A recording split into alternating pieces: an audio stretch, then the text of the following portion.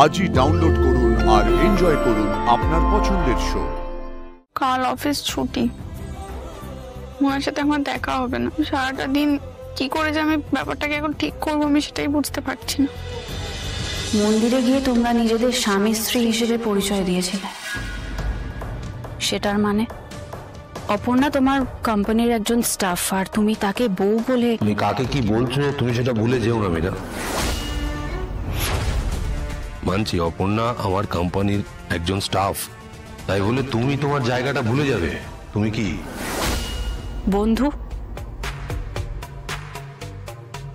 বন্ধু হলে তো তুমি আমার পরিচয়টা দিয়েছো, তাই বন্ধু হিসেবে এইটুকু জানার অধিকার তো নিশ্চয়ই আমার আছে। হ্যাঁ, তুমি প্রশ্ন করতেই পারো, কিন্তু তোমার সব প্রশ্নের উত্তর আমি দেব কি দেব না সেটা তো আমার উপর নির্ভর করে, তাই না?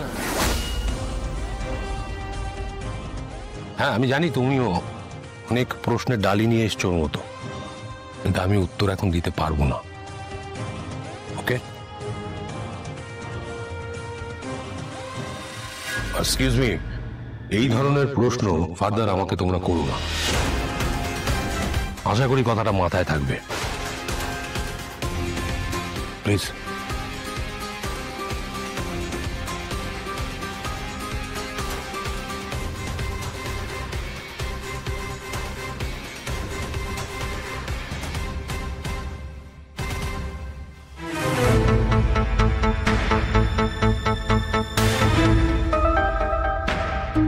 চোখের জল ফেলো না মীরা ম্যাডাম।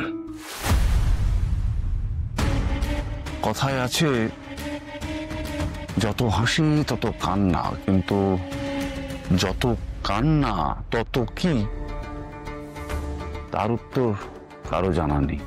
কি আছে ওই মেয়েটার মধ্যে কিঙ্কর? কি আছে ওই মেয়েটাকে নিয়ে এতটা পজেসিভ, এতটা মাথা ব্যথা, একে অপরকে স্বামী স্ত্রী বলে?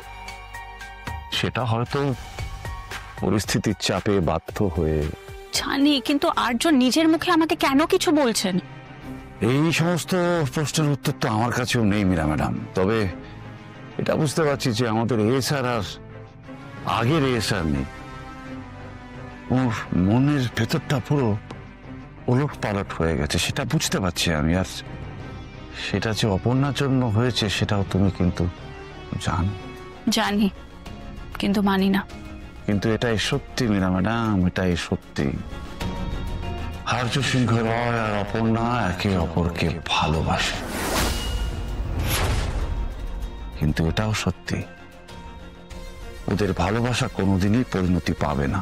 তোমার এই কথাগুলো না আজকাল আমার আর বিশ্বাস হয় না, কারণ তোমার কথার সাথে কাজের কোনো মিল নেই কিঙ্কর। তুমি বুঝতে পারছো না এই ব্যাপারগুলো পুরো তোমার হাতের বাইরে চলে গেছে? মীরা ম্যাডাম, তুমি শুধু এই কথাটা মাথার মধ্যে ঢুকিয়ে রেখো, ওদের দুজনের সম্পর্ক কোনোদিনই হবে না, আমি হতে দেব না, কিছুতেই না।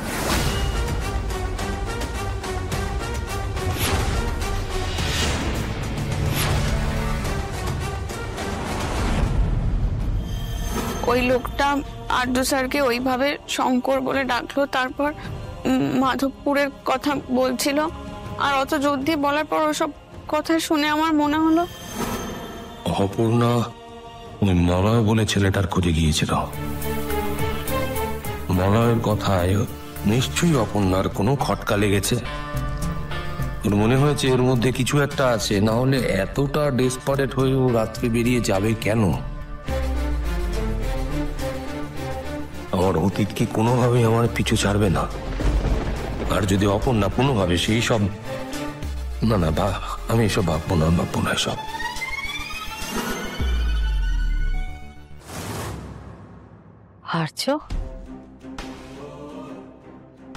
আর্য, তোমার জন্যই আমি অপেক্ষা করছিলাম। সব ঠিক আছে তো? তোমাকে যেন কেমন লাগছে আর্য? কিছু নিয়ে কি?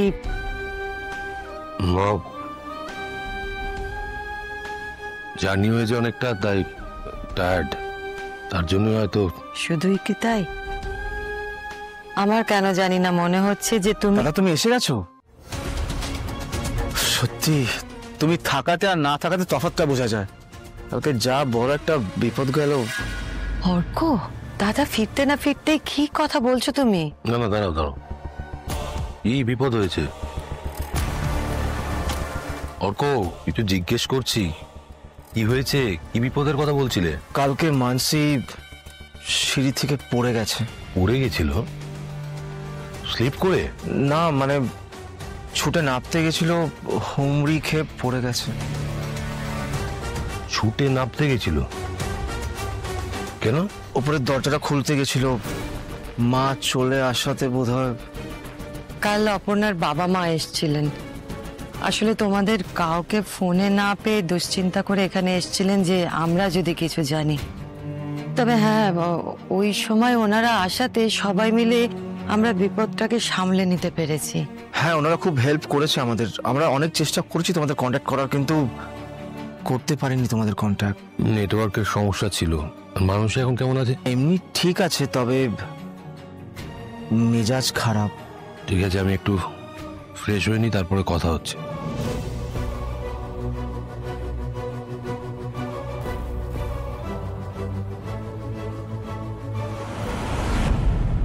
কি বলছিস?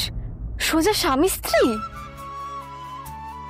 আমার উপায় ছিল না, এটা না বললে আমি স্যারকে বাঁচাতে পারতাম না। ঠিক আছে, তুই তো যেটা মনে মনে ভাবে সেটাই বলেছিস। তারপর আবার কোলে করে ঘোরা, সঙ্গে আরতি, রাত জেগে স্যারের তোকে সেবা করা। উফ বাবা, কলকাতায় থেকে যেটা হয়নি সেটা একদিনের জন্য বাইরে গিয়ে তার 4 গুণ হয়েছে। আমার যে কি আনন্দ হচ্ছে না, আমি কি করে বোঝাবো। তুই ভবিতব্য করতি, এটাই ভবিতব্য। নিয়ে যাएंगे দিলওয়ালে। নাচিস না তো, স্যার খুব রেগে আছে আমার উপরে। রাগ আবার কি? বল অনুরাগ। না রে বাবা, সত্যি সত্যি রেগে গেছেন। কেন, রাতে ওইভাবে বেরিয়ে গেছিলিস বলে? সেটা তো আছেই। আরে বাবা, তুই ওনাকে বল যে এটাই ভবিতব্য, এটা হওয়ার ছিল। তুই বেরোবি, তার পেছন পেছন স্যারও বেরোবে। এটা হওয়ার ছিল, এটা হয়েছে। একটা অচেনা অজানা লোক কি বললো না বললো, সেই খটকা লাগাতে আমি চলে গেলাম তার পিছন পিছন। আর তো স্যার ভাবছেন নিশ্চয়ই আমি বোধহয় ওনাকে সন্দেহ করি। সবসময় কৌতূহল, জানিস তো, ভালো না রুম্পা, যেটা আমার আছে। আমার ভুলের জন্য অনেক কিছু হতে পারতো, জানিস তো। আজকে জানিস স্যার চলে যাওয়ার সময় একবার আমার দিকে ফিরেও তাকালেন না। আমার খুব কষ্ট হচ্ছে, কি করবো আমি এখন কিছুই বুঝতে পারছি না। ভুল করেছিস মনে হলে সরি বল। এখন তো সরি ছাড়া তোর কিছু বলারও নেই। বলেছি আমি। আবার বলবি, ভালো করে বলবি যে ভুল হয়ে গেছে আমার। কাল অফিস ছুটি, ওনার সাথে আমার দেখা হবে না। সারাটা দিন কি করে যে আমি ব্যাপারটাকে এখন ঠিক করবো আমি সেটাই বুঝতে পারছি না।